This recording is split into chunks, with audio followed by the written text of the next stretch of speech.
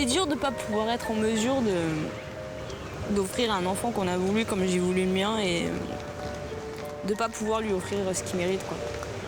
Et d'être toujours à la merci des autres pour pouvoir essayer d'avancer. Parce qu'au jour d'aujourd'hui, ma paye, elle me sert à rembourser tout ce que je dois et pas pour le reste, quoi. Voilà maintenant 3 ans que Magali se bat contre son ex-employeur. Un combat long et difficile que cette jeune maman mène de front avec Johan, son fils. Aujourd'hui, entourée de ses amis, elle essaie de remonter la pente. Pour mieux comprendre ce qui s'est passé, retour en 2005. À l'époque, Magali sort d'une séparation difficile avec le père de son enfant. Sans travail, sans logement, elle n'a d'autre choix que de rentrer chez ses parents et essayer de reconstruire sa vie. Rapidement, une opportunité se présente. Magali est embauchée en tant que chef de rang dans un restaurant. Ce boulot, ça a été pour moi la fin de mes soucis, où j'allais pouvoir en fait sortir de tout ça, pouvoir vivre, commencer à vivre vraiment seule avec mon petit, pouvoir prendre mon indépendance, pouvoir vivre, quoi, tout simplement. Pour Magali, cette fois c'est bon, elle peut enfin tourner la page et commencer une nouvelle vie. Mais la jeune maman va rapidement déchanter. L'ambiance devenait de plus en plus désastreuse. C'était toujours des petits coups bas, des petits pics, des petites réflexions pour bien énerver, quoi. Qu'est-ce que vous appelez des petits coups bas pour vous énerver exactement? C'était me prendre à partie devant les clients et me dire que j'étais une bonne à rien, que je servais à rien. Ça me faisait mal, mais je ravalais ma fierté et puis fallait que je travaille, quoi. J'étais censée faire un contrat de 20 heures et que je ne compte même plus les heures que j'ai pu effectuer parce que j'étais plus souvent dans le restaurant que les gens qui travaillaient en fixe. Et je voyais surtout pas mon argent rentrer et c'était toujours oui, mais ton contrat aujourd'hui n'est pas arrivé parce qu'il manquait ta carte d'identité. Quand c'était pas la carte d'identité, c'est parce que mon numéro ACDIC n'était pas bon. Quand c'était pas une chose, c'en était une autre, quoi. À un moment donné, on a un peu de retard sur le salaire. Bon, on peut se dire, ok, je passe, mais là, c'est 3 mois. Pourquoi, à un moment donné, vous ne vous dites pas « je suis en train de me faire avoir ». Qu'est-ce qui fait que vous continuez à bosser comme ça? Parce qu'on m'avait promis un CDI, parce que j'avais envie d'avancer dans ma vie, j'avais envie d'avoir un emploi fixe pour être une maman stable et pas une maman instable comme je l'ai été à ma séparation, quoi. C'est pour ça que cet enfant a aussi été le centre de tout, quoi. Toute votre vie était construite pour son bien-être. Mais toute ma vie est construite pour le bien-être de mon fils, oui. On regarde la suite. Voilà maintenant 3 mois que Magali travaille. Sans contrat, avec pour seul salaire des petites sommes versées en liquide, elle tombe alors dans une profonde dépression. Magali, sa meilleure amie, se rappelle de ces moments difficiles. Elle était presque limite dépressive. Parce que justement, elle avait tout qui se greffait à ça. Son petit garçon qui avait des problèmes de santé, elle qui n'arrivait pas à avoir son CDI. Elle était fatiguée, mais vraiment fatiguée tout le temps. Donc c'est vrai qu'elle le vivait vraiment très très mal. Je suis passée de l'état euphorique d'avoir retrouvé une situation correcte à une situation où j'avais carrément envie de... Enfin, si j'avais pas mon fils, il m'est arrivé à des moments de vouloir me foutre en l'air parce que j'en avais vraiment marre et je pensais pouvoir sortir la tête du trou et puis en fait... je m'y suis replongée encore plus profond, quoi. Sans salaire depuis 3 mois, Magali ne sait plus comment faire pour s'en sortir. Le 10 janvier 2006, elle signe un CNE avec à la clé un salaire de 695 €. Mais c'est trop tard, le mal est fait. Interdit bancaire, assaillie par les relances d'huissier, Magali se retrouve une nouvelle fois au pied du mur. Financièrement, la galère s'est installée parce que je travaillais, mais j'étais pas payée. Donc je pouvais pas payer mes loyers, je pouvais rien faire. Donc il a fallu que je rende les clés de mon appartement et retourner vivre chez ma mère pour éviter d'être à la rue. Par rapport à mon fils, qu'il ait quelque chose de décent pour pouvoir y vivre, quoi. Je culpabilise beaucoup par rapport à mon petit, quoi, parce qu'il a rien demandé. Oui, enfin, d'un autre côté, il est avec sa mère et sa grand-mère. Il manque de rien, non, mais c'est un grand merci à mes parents, parce que sans eux, j'y arriverais pas, quoi. Enfin, je sais même pas si j'aurais pas été obligée de me séparer de mon petit, parce que j'aurais pas été en mesure de pouvoir lui offrir... Vous avez pensé à ça, vous avez eu peur? De vous dire à un moment donné, si j'ai plus d'argent, on va me le prendre, on va... Mais non, ce que j'ai pensé, c'est, j'en ai parlé longuement avec maman, c'est à un moment donné, vu la situation, j'ai dit à ma mère, adopte le petit, quoi, pour pas qu'on m'enlève, adopte-le. Vous avez été jusque-là dans votre réflexion? Oui, et j'ai fait une demande d'adoption au niveau du juge, ouais. Et pour vivre, Magali n'a pas le choix, elle a besoin de travailler. Mais le 10 février 2006, elle fait une chute dans la cuisine du restaurant. Transportée aux urgences, elle ressort le bras et la jambe dans le plâtre. Résultat, 10 mois d'indisponibilité, une nouvelle qui va fortement déplaire à ses employeurs. Je suis descendue au restaurant avec ma maman pour pouvoir leur emmener mon certificat initial. Et ma patronne m'a gentiment balancé à la tête, malgré que j'ai le bras dans le plâtre et la jambe en attelle, que c'était du cinéma et que je faisais ça spécialement pour les enquiquiner. Entre Magali et ses employeurs, la rupture est consommée. Le 3 août 2006, alors qu'elle est en accident de travail, elle reçoit un courrier de la part de son employeur lui précisant qu'il met fin à son contrat. Quand je reçois mon solde de tout compte, je m'aperçois que je me suis fait arnaquer en fait. Parce que en un an de présence dans leur établissement, il y a 6 mois qui sont complètement passés à la trappe. 6 mois de salaire impayé, Magali est écœurée. Le 17 septembre 2007, elle saisit les prud'hommes. La définition de la loi, c'est que le conseil prud'homme est juge de l'exécution et de la cessation du contrat de travail. Si le salaire n'est pas payé, mais également si les conditions de travail sont modifiées, vous êtes déqualifié, on vous fait travailler dans les conditions normales, vous pouvez saisir le conseil prud'homme. Le juge rend son verdict et condamne le restaurant à lui verser presque 10 000 €. Mais depuis, Magali n'a rien touché et sa situation devient catastrophique. Motivée par notre présence, elle décide aujourd'hui d'aller voir son ex-employeur. La rencontre est filmée en caméra cachée. Bonjour. Je suis descendue un petit peu spécialement pour voir un petit peu où ça en était parce que j'ai eu mon avocate au téléphone il n'y a pas longtemps. Et visiblement, vous étiez arrangé avec elle et que... Elle nous a mis au huissier, alors moi je suis La seule personne qui peut vous mettre aux huissiers, c'est moi et je ne l'ai pas encore fait. Il y a déjà eu un premier versement de fonds huissier de 500 €, il y a 300. Une information importante pour Magali, la femme du gérant nous dit avoir fait un premier versement de 500 € à l'huissier. Aujourd'hui, madame a un jugement du 17 décembre 2007 qui est apparemment définitif puisqu'un huissier a été mandaté pour faire exécuter ce jugement. Madame peut faire saisir les comptes du restaurant, elle peut faire saisir le matériel du restaurant, elle peut assigner en liquidation judiciaire et faire fermer le restaurant. D'ailleurs, merci beaucoup de votre présence ici dans l'établissement, ça m'a coûté assez cher. C'est de même pour moi, vous savez, madame. Allez voir ici. Ouais. Ça, on peut rien faire. Mais j'irai voir cet après-midi. Ah, mais je ne vous connais plus non plus, vous avez assez gâché ma vie comme ça. Voilà. Vous me la gâcherez encore? Hein? Oui, bien sûr. Des menaces encore. J'aime, j'en ai pas eu assez pendant des mois. Magali décide de vérifier tout de suite l'information que vient de lui donner la femme du gérant. Elle appelle l'huissier. Ce matin, je suis passée la voir et en fait, elle m'a dit que vous étiez venu lui porter une assignation et qu'elle vous avait versé 500 € il y a 3 semaines. Rien du tout. Bon. Depuis le début, elle me prend pour une imbécile, donc ça m'étonne pas. Ça m'étonne pas. Et ça me réconforte en fait dans le truc de me dire que je vais pas lâcher l'affaire et tant qu'ils m'auront pas rendu ce qu'ils me doivent, je les lâcherai pas. Je les lâcherai pas.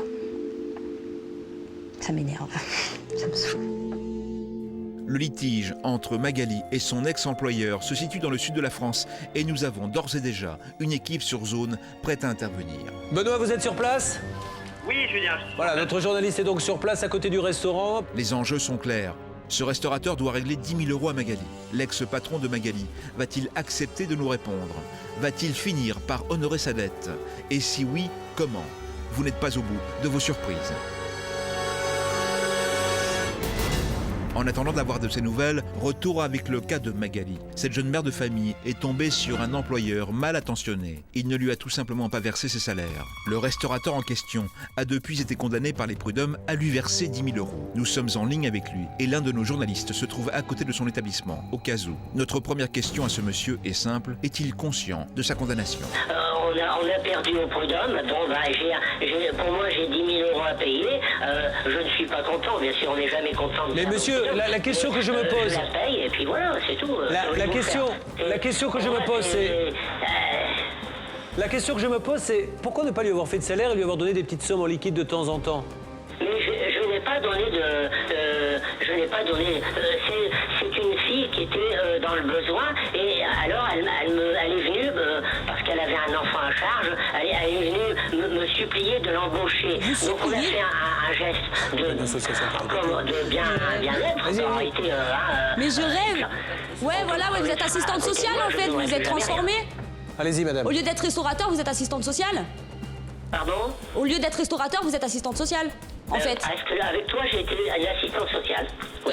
On n'a pas élevé les cochons ensemble, on ne s'est jamais tutoyé, donc aujourd'hui vous me voyez s'il vous plaît parce que je ne manque pas de respect. J'ai une question précise à vous poser parce qu'il y a eu une accusation sur ce plateau et je dois vous poser la question pour que vous me disiez oui ou non. Cette jeune fille nous dit qu'elle a eu des textos menaçants quand elle était au prud'homme. Qu'en est-il, mademoiselle? Effectivement, j'ai reçu des textos. Vous pas harcèlement, franchement, j'ai pas Tout une à femme fait. quand même qui se...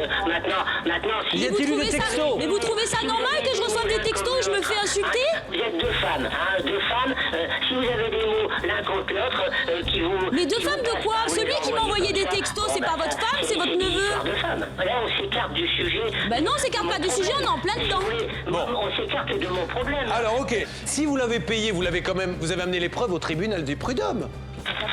Oui, donc vous leur avez dit, regardez, je l'ai payé, et ils ont dit, tiens, on va vous condamner quand même. On a envie de rigoler ce matin. Elle avait toujours besoin d'argent, elle était toujours à sec, donc... Mais oui, bien sûr. Moi, mes employés, quand ils me demandent un compte, ils sont pris de court, on leur donne de la liquidité. Et c'est pas un acompte Quand que vous ils leur sont faites un coincés, reçu. on est bien obligé. un reçu en tant que bon chef d'entreprise. Il y a son loyer qui arrive, bon, alors on fait des avances, on arrive toujours... Et vous faites un reçu, monsieur. On essaie que tout ça, ça fonctionne bien, quoi. Alors, les horaires de travail dont nous a parlé Magali nous le redit, puis après vous nous dites, monsieur, si c'est vrai ou non. Ben je sais pas, j'étais censée être embauchée en fait pour un contrat de 20 heures. Et en fait, je passais mes journées au restaurant parce que j'étais là au service du midi et j'étais là au service du soir et je n'avais aucune vie de famille parce que je passais ma vie dans votre restaurant, monsieur. Dans les... Mais pourquoi vous me laissez pas parler? Vous avez des choses à vous reprocher ou quoi? Bah écoutez, moi je parle pas à vous, Ah bah non, vous me parlez pas à vous, je suis quand même la première concernée, il me semble.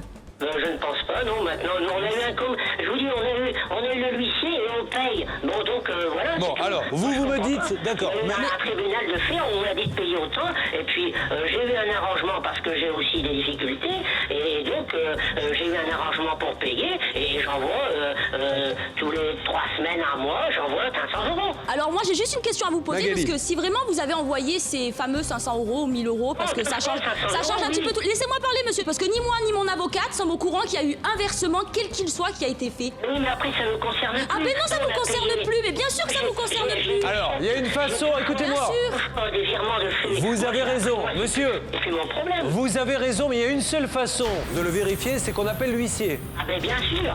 Pendant que le numéro se prépare, un mot de Maître Guedj, une des avocates de l'émission. Oui, un mot très important parce que monsieur nous parle d'un arrangement de 500 €, mais il faut savoir que le jugement le condamne à payer 10 000 € et que si Magali le souhaite, elle peut obtenir et demander le paiement intégral et ne pas accepter cet arrangement. L'huissier, ça sonne, me dit-on.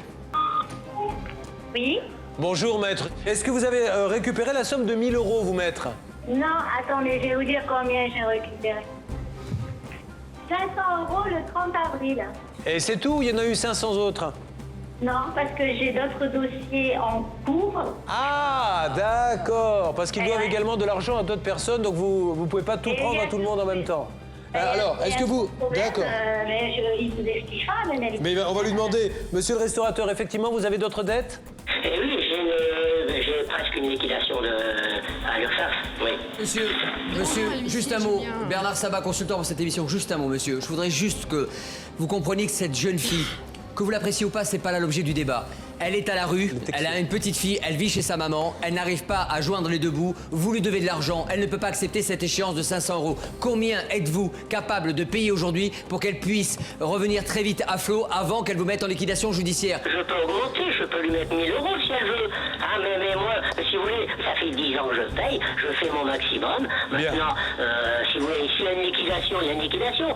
Mais que voulez-vous, moi ça fait 10 ans que je paye, hein. On devait 3 millions de francs avec l'URSSAF et la TVA. Hein. Et maintenant, j'ai réglé cette partie-là depuis 10 ans. Hein. Maintenant, j'ai eu les travaux qui sont venus en plus. Non mais monsieur, on va pas faire toute l'histoire du bar, du commerce, ok. J'ai eu un arrangement. Bon, aujourd'hui, quel est votre, puisqu'on est sur TF1, quel est votre dernier mot concernant notre ami?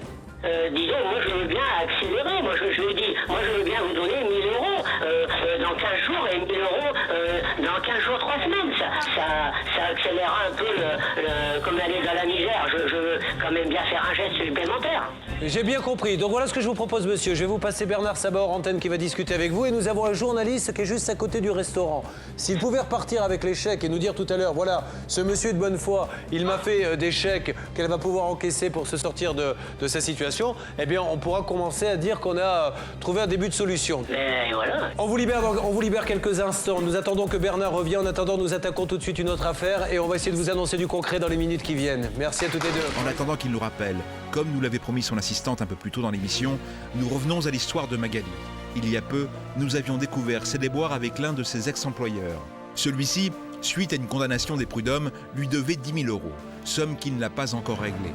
Son établissement étant menacé d'une liquidation judiciaire, notre homme avait accepté de s'entretenir avec notre consultant pour tenter de trouver un arrangement. Qu'ont-ils convenu? Nous sommes en ligne avec le restaurateur. Vous avez pris l'engagement qu'à compter du 1er juin, vous alliez verser 2 000 € par mois, d'accord? Soit juin, juillet, août, soit 6 000 €. Vous avez, et vous avez déjà versé 1 000 €, 500 € qui ont été déjà versés à l'huissier, 500 € qui sont en cours. Et vous compléterez donc au mois de septembre le complément qui soldera votre dossier. Est-ce qu'on est bien d'accord là-dessus? Oui, non mais il n'y a pas de problème. Bon, est-ce que ça vous va, ça, Magali? S'il s'y tient, oui, ça me va. Ah ben si s'y tient pas, vous êtes ici, 1, sur ce plateau pour venir nous dire qu'il s'y tient pas, et 2, vous lancez l'action, Maître Gage. Que fera-t-elle si ce n'est pas respecté? De toute façon, s'il ne respecte pas cet engagement-là, vous n'hésiterez pas, il faudra assigner en liquidation judiciaire, vous serez ensuite, vous déclarez votre créance et vous serez payé par les AGS, et c'est monsieur, et c'est le restaurateur qui en pâtira et qui verra son restaurant fermé. Merci monsieur d'avoir participé à l'émission sans aucun doute, on vous souhaite une bonne journée dans le Sud. D'accord. Au revoir monsieur.